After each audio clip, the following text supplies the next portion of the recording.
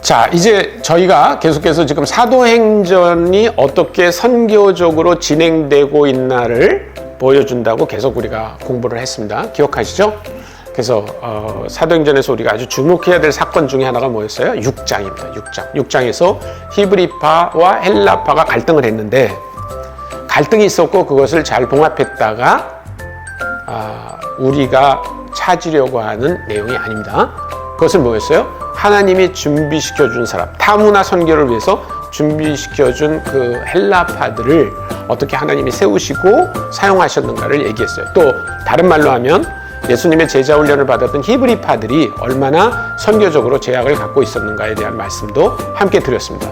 그래서 드디어 지난 시간에 보면 이 헬라파들이 안디옥까지 가가지고 헬라인들에게 헬라식의 복음, 헬라식 상징 빼앗기를 해서 복음을 전한 결과 수많은 사람들이 주님께 돌아왔다. 이런 결론이 났다는 것을 보았습니다. 자, 이제 그 결과로 등장하는 두 사람이 있습니다. 사도행전 11장 22절부터 26절을 제가 읽어드리겠습니다. 예루살렘 교회가 이 사람들의 소문을 듣고 바나바를 안디옥까지 보내니 그가 이르러 하나님의 은혜를 보고 기뻐하여 모든 사람에게 굳건한 마음으로 주와 함께 머물러 있으라 권하니 바나바는 착한 사람이요 성령과 믿음이 충만한 사람이라 이에 큰 무리가 죽게 더하여지더라.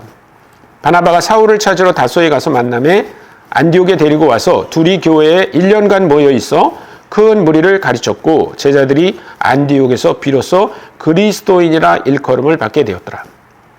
자, 지난 시간에 제가 수많은 사람들이 안디옥에서 돌아왔다고 말씀드렸죠. 근데 대부분의 사람들은 누구? 헬라인들이었습니다. 그 헬라인들이 많이 들어왔어요. 물론 유대인들도 들어왔을 겁니다. 그러나 제가 볼 때 헬라인들이 많이 들어온 것 같아요. 헬라인 누굽니까? 할례도 받지 않고 율법을 지키지 않는 사람들이죠. 그런 사람들이 교회에 모여들었다는 이야기를 예루살렘 교회가 듣고 누구를 보냅니까? 바나바를 보내요. 근데 왜 바나바를 보냈을까? 예. 우리가 좀 생각해야 될 비슷한 구절이 있는데요. 사도행전 8장 14절에 보면 예루살렘에 있는 사도들이 사마리아도 하나님의 말씀을 받았다함을 듣고 베드로와 요한을 보내매. 네. 사마리아 사람들이 예수 그리스도를 믿었다고 할 때 베드로와 요한을 보냈어요. 제가 지난 시간에 말씀드렸죠. 사마리아 사람은 어떤 사람이라고요? 유대인과 문화적, 종교적 이런 배경이 비슷한 사람을 말합니다. 그렇기 때문에 베드로와 요한이 가는 거는요 굉장히 자연스러워요. 그런데 우리가 지난번에 제가 이미 말씀드린 것처럼 베드로는 헬라인들과 함께 뭔가를 하기에는 굉장히 준비가 안 된 사람이라고 얘기했죠. 그런데 지금 사도행전 11장에 나타난 이 안디옥 교회의 많은 사람들은 헬라인들이었습니다. 그러니까 베드로가 갔다면 아마 고넬료의 집에 간 것처럼 원래는 제가 여기 오면 안 되거든요. 원래 저는 불법이거든요. 여기 오는 게 라고 말해야만 되는 사람입니다. 그래서 안디옥 교회는 누구를 보냅니까? 바나바를 보냅니다. 그럼 바나바는 도대체 어떤 사람이길래 여기 갈 수 있었던 건가? 4장 36절을 봐주세요. 구브로에서 난 레위족 사람이 있으니 이름은 요셉이라 사도들이 일컬어 바나바라 번역하면 위로의 아들이라 하니. 이 사람에 대해서 얘기하는 게 뭐예요? 이 사람이 구브로, 지금 키프로스 섬입니다. 터키 반도 밑에 있는 큰 섬 있죠.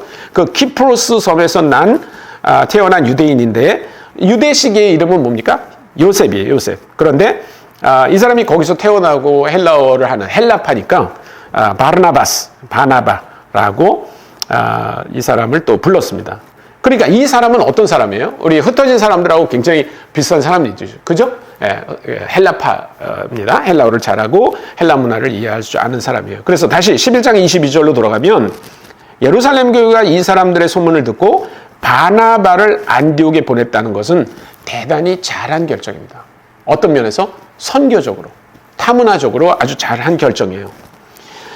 그래서 그가 안디옥에서 섬기면서 다시 24절을 보면 큰 무리가 죽게 더하여지더라. 그러니까 21절에서 이미 흩어진 사람들이 타문화적으로 복음을 전한 결과 수많은 사람들이 믿고 주님께 돌아왔는데 24절에 보면 이 헬라파인 바나바가 와서 더 많은 사람들이 주님께 더하여졌습니다. 그래서 25절에 보면 바나바가 사울을 찾으러 다소에 가서 만남에 안디옥에 데리고 와서 둘이 교회에 1년간 모여서 큰 무리를 가르쳤고 제자들이 안디옥에서 비로소 그리스도인이라 일컬음을 받게 되었다. 근데 사울이 누굽니까? 다소라고 하는 곳에서 태어나고 자란 유대인 디아스포라예요. 다소는 어디입니까? 길리기아라고 하는 큰 지방인데 그 지방의 주도가 바로 다소입니다. 그러니까 사도 바울도 아까 흩어진 사람들처럼 헬라파라고 말하셨죠. 헬라어를 잘하고 헬라 문화를 잘 알고 헬라 사람들과 어울리는데 별로 문제가 안 되는 사람들이에요. 그래서 이 사람들이 이제 13장에 보면 안디옥 교회에서 다시 파송을 해서 이 사람들이 선교지로 가는 이야기가 나옵니다. 안디옥 교회에 선지자들과 교사들이 있으니 그 바나바와 니게르라 하는 시몬과 구레네 사람 루기오와 분봉왕 헤롯의 젖동생 마나인과 및 사울이라. 주를 섬겨 금식할 때 성령이 이르시되 내가 불러 시키는 일을 위하여 바나바와 사울을 따로 세우라 하시니 이에 금식하며 기도하고 두 사람에게 안수하여 보내니라. 그래서 이 사람들이 정말 헬라 지역, 그러니까 아까 그런 안디옥 정도가 아니라 더 깊은 헬라 지역으로 들어가서 복음을 전하게 됩니다.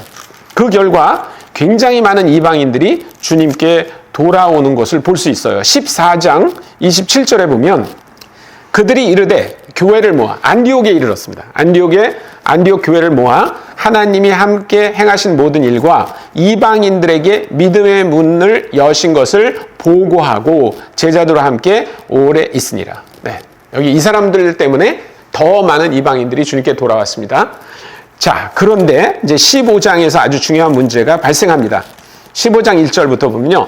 어떤 사람들이 유대로부터 내려와서 형제들을 가르치되 너희가 모세의 법대로 할례를 받지 아니하면 능히 구원을 받지 못하리라 하니. 아까 우리 11장에서 보셨죠? 안디옥은 어떤 곳이었어요? 흩어진 사람들이 와서 헬라인들에게 복음을 전한 결과 할례 받지 않고 율법도 지키지 않는 헬라인들이 예수 그리스도를 믿은 거예요.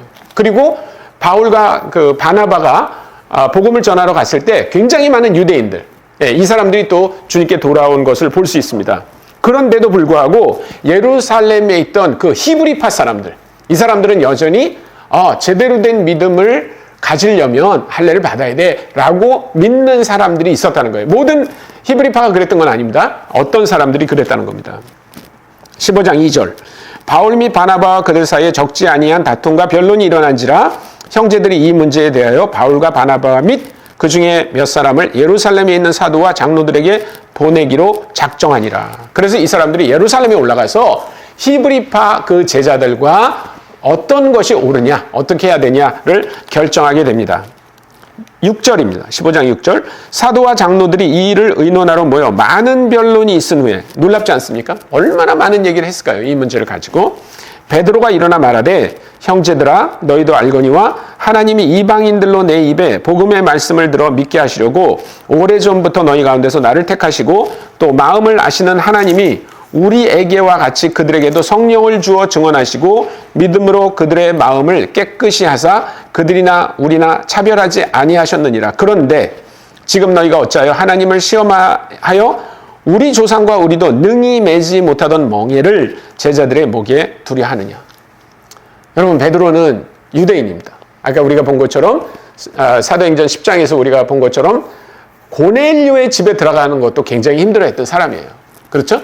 그런데 그 유대인들이 자랑스럽게 생각했던 할례 문제와 율법의 문제를 뭐라고 얘기하고 있습니까? 그것은 우리의 멍에였다. 이렇게 말해요. 그러면서 이제 결론을 냅니다. 28절입니다. 성령과 우리는 이 요긴한 것들 외에는 아무 짐도 너에게 지우지 아니하는 것이 옳은 줄 알았노니 우상의 제물과 피와 목매어 죽인 것과 음행을 멀리할지니라. 이에 스스로 삼가면 잘 되리라. 평안함을 원하노라 하였더라. 여러분, 구약에 보면 유대인들이 하나님을 잘 섬기기 위해서 지켜야 될 율법이 수백 가지가 있었습니다. 그런데 그것들을 모두 지켜야만 제대로 하나님을 믿는 것이다. 그래야만 구원을 받는 것이다가 아니고 아래 열관 29절에 나오는 우상의 제물과 피와 목매어 죽인 것과 음행만 멀리하고 나머지는 너희 식대로 믿어라 라고 사도들이 결정한 것입니다. 지난 2000년 우리 기독교의 역사를 볼 때 이 결정이 얼마나 놀라운 결정인지 몰라요. 만약에 이때 제자들이 이렇게 결정하지 않고 너희들도 유대인처럼 할례를 받아야 돼. 예수를 잘 믿으려면 율법을 지켜야 돼. 그렇다면 기독교는 절대로 오늘날과 같은 그런 종교가 될 수 없었습니다. 아마 유대인들이 믿는 어떤 그 부류, 작은 부류, 섹터 이런 정도가 됐을 거예요. 근데 이렇게 과감하게 자기들이 예수님을 믿었음에도 불구하고 내 기득권을 지키려고 한 게 아니라 그것은 우리 문화 안에 있었던 복음이다. 이제 문화가 달라지면 그 복음은 다른 옷을 입어야 된다라고 과감하게 믿었던 거예요. 그래서 그 후로 복음은 헬라인들에게 정말 헬라식으로 전파되는 놀라운 일들이 일어났습니다. 이것이 사도행전 전체를 흐르는 선교적 관점이다. 이렇게 해도 과언이 아닙니다. 모르겠습니다. 지난 몇 번에 걸쳐서 우리가 이 사도행전을 어떻게 선교적으로 읽을 것인가에 대한 말씀을 나눴는데 여러분들에게 도움이 되셨는지 모르겠어요. 근데 여러분들이 사도행전이 왜 쓰여졌는가? 복음이 이방인들에게 전해지기 위한 것인데 그 과정이 구체적으로 어떻게 됐는지를 머릿속에 갖고 계신다면 아마 사도행전은 여러분들에게 아주 다른 책처럼 느껴지실 겁니다. 근데 그것은 새로운 관점이 아니라 바로 누구의 관점이라고요? 하나님의 관점이고 예수님의 관점이고 그리고 지금도 우리가 제대로 이해해야 할 그런 사도행전의 본질이라고 생각합니다. 들어주셔서 감사합니다.